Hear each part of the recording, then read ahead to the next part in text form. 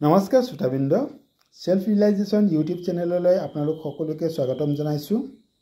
আমি আজি আলোচনা কৰিবলৈ ওলাইছোঁ ভাগৱত গীতাৰ পঞ্চদশ অধ্যায় পুৰুষোত্তম যুগ। এই পুৰুষোত্তম যুগত সৰ্বমুঠ 20টা শ্লোক আছে আৰু এই আটাইবোৰ শ্লোকে ভগৱান শ্ৰীকৃষ্ণৰ মুখে নিগৰিত। আহকচোন শ্ৰোতাবৃন্দ, পুৰুষোত্তম যুগত ভগৱান শ্ৰীকৃষ্ণই গীতা সম্পৰ্কে কি উপদেশ দিছে সেই সম্পৰ্কে উপলব্ধি কৰোঁ। ভগৱানে ক'লে, এই সংসাৰ ৰূপ বৃক্ষৰ আধাৰ আৰু আশ্ৰয় সেয়া মই। অৰ্থাৎ সংসাৰৰূপী বৃক্ষৰ আশ্ৰয়ো মই আৰু আধাৰো মই। এই বৃক্ষৰ মূল শিপা তলৰ ফালে আৰু ডাল পাতবোৰ ওপৰৰ ফালে। কালিৰ দিনলৈকে স্থিৰ নোহোৱা বাবে ইয়াক অস্বস্থ বোলা হয়। ইয়াৰ আদি অন্ত অজ্ঞাত থকা বাবে ইয়াক প্ৰবাহৰূপ নিত্য থকা হেতুকে ইয়াক অব্যয় বোলে। বেদ বৰ্ণিত সকাম বা কামনা থকা অনুষ্ঠান আদিৰ বৰ্ণনা ইয়াত পাঠ। এনে সংসাৰ বৃক্ষক যিজনে যথাৰ্থ ৰূপে জানে বা উপলব্ধি কৰিবলৈ সক্ষম হৈছে, বাস্তৱিকতে তেওঁহে তত্ত্বজ্ঞানী বা তত্ত্বজ্ঞ বা অভিজ্ঞ। এই সংসাৰ বৃক্ষৰ সৎ, ৰজ আৰু তম এই তিনি গুণৰ দ্বাৰা বৃদ্ধিপ্ৰাপ্ত শাখা প্ৰশাখাসমূহ তলৰ, মাজৰ আৰু ওপৰৰ সমস্ত লোকত পৰিব্যাপ্ত। শব্দ, স্পৰ্শ, ৰূপ, ৰস আৰু গন্ধ এই পঞ্চবিধ বিষয় এই বৃক্ষৰ শাখাবোৰত গজালি বা পোখা মেলে। এই বিষয়বোৰৰ চিন্তন কৰাটোৱে হ'ল নতুন গজালি বা পোখা মেলা। কিন্তু এই বৃক্ষৰ শাখাবোৰৰ মূল হ'ল এই মনুষ্য লোক। কিয়নো এই মনুষ্য লোকত কৃতকৰ্মৰ ফলতহে আন সকলো লোকত ভোগ কৰিবলগীয়া হয়। অৰ্থাৎ মনুষ্য লোকত কৰি যোৱা কৰ্মৰ ফল অন্যান্য যোনিত সেই জীৱ বা প্ৰাণীয়ে ভোগ কৰিব লাগে। লোকৰ চকুত এই সংসাৰ বৃক্ষ যেনেকুৱা সত্য আৰু সুন্দৰ সুখদায়ক ৰূপ প্ৰতিভাত হয়, বিচাৰ চিন্তন কৰিলে বাস্তৱিকতে তেনে ৰূপ দেখা পোৱা নাযায়। ইয়াৰ আদি নাই, অন্ত নাই, আনকি স্থিতিও নাই।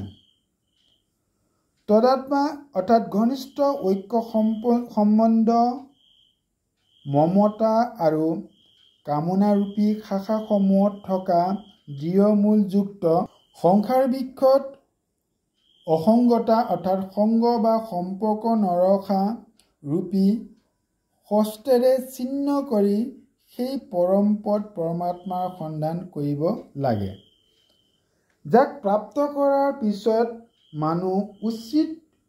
মানুহ উভতি সংসাৰলৈ নাহে আৰু অনাদি কালৰ পৰা যাৰ পৰা এই সৃষ্টি বিস্তাৰ হৈছে সেই আদিপুৰুষ পৰমাত্মাৰ শৰণ ল'ব লাগে। পৰমাত্মাৰ শৰণ লোৱা মানুহ মান আৰু মোহ ৰহিত হৈ যায়। আসক্তি নথকা বাবে তেওঁলোকৰ অন্তৰত মমতা আৰু দুখ নাথাকে। তেওঁলোক নিত্য নিৰন্তৰ পৰমাত্মাতে স্থিত থাকে। তেওঁলোক সকলো কামনাৰ পৰা ৰহিত হয়। তেওঁলোক সুখ দুখ ৰূপী দ্বন্দ্বৰ পৰা ৰহিত হৈ অবিনাশী পদ লাভ কৰে।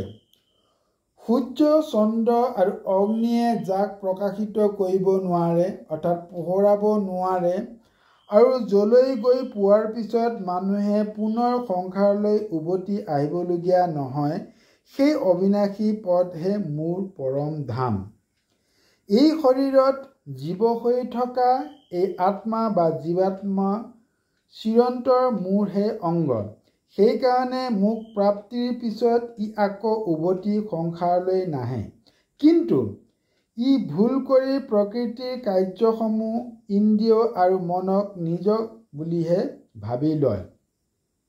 বায়ুৱে যেনেকৈ গোন্ধৰ এঠাইৰ পৰা আন ঠাইলৈ লৈ যায় বা গোন্ধৰ ঠাইৰ পৰা গোন্ধ গ্ৰহণ কৰি যায়, ঠিক তেনেকৈ শৰীৰ আৰু ইন্দ্ৰিয় আদিৰ মালিক বা স্বামী হৈ থকা জীৱাত্মাও যি শৰীৰক এৰি দিয়ে তাৰে পৰা মনৰ সৈতে ইন্দ্ৰিয়বোৰক গ্ৰহণ কৰি আকৌ যি শৰীৰত প্ৰাপ্ত কৰে তাতে গুচি যায়, অৰ্থাৎ মৃত্যু জন্মৰ বাবে বাৰে বাৰে পাই থাকে।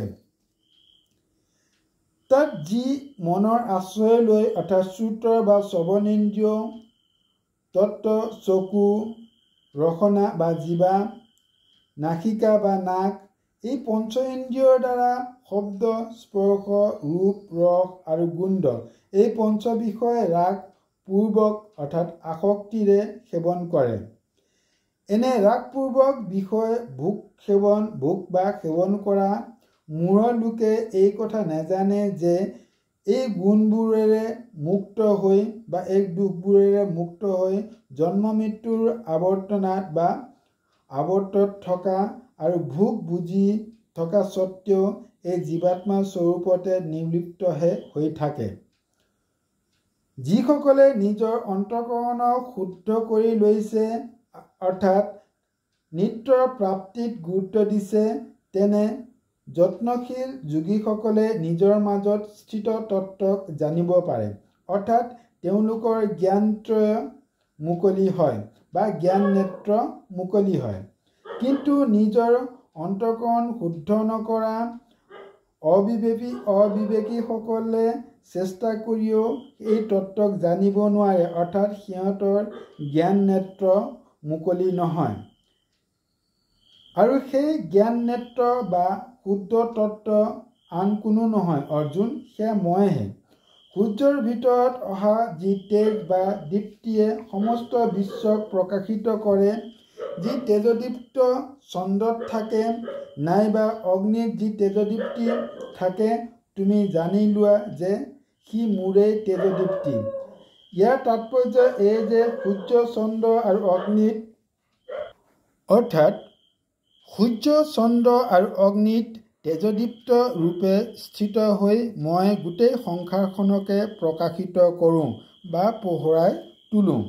মই পৃথিৱীত প্ৰৱেশ কৰি নিজ শক্তিৰে সমস্ত প্ৰাণীক ধাৰণ কৰোঁ আৰু মই ৰসময় চন্দ্ৰ হৈ সমস্ত বনস্পতিকে পৰিপুষ্ট কৰোঁ।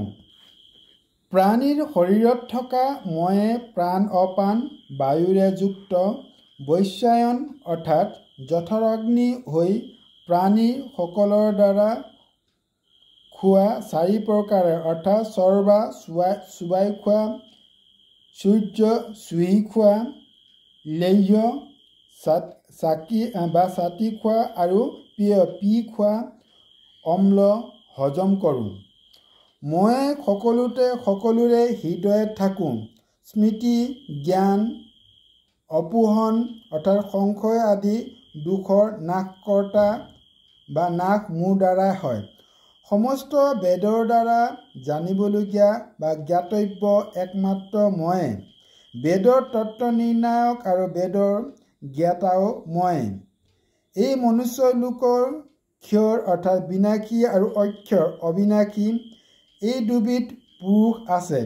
এইবোৰৰ মাজত সমস্ত প্ৰাণীৰ শৰীৰ হ'ল বিনাশী আৰু জীৱাত্মা হ'ল অবিনাশী।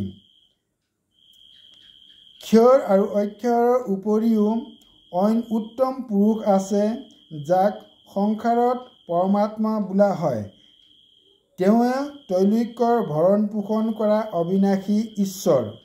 প্ৰিয় অৰ্জুন, সেই উত্তম পুৰুষ ময়েই।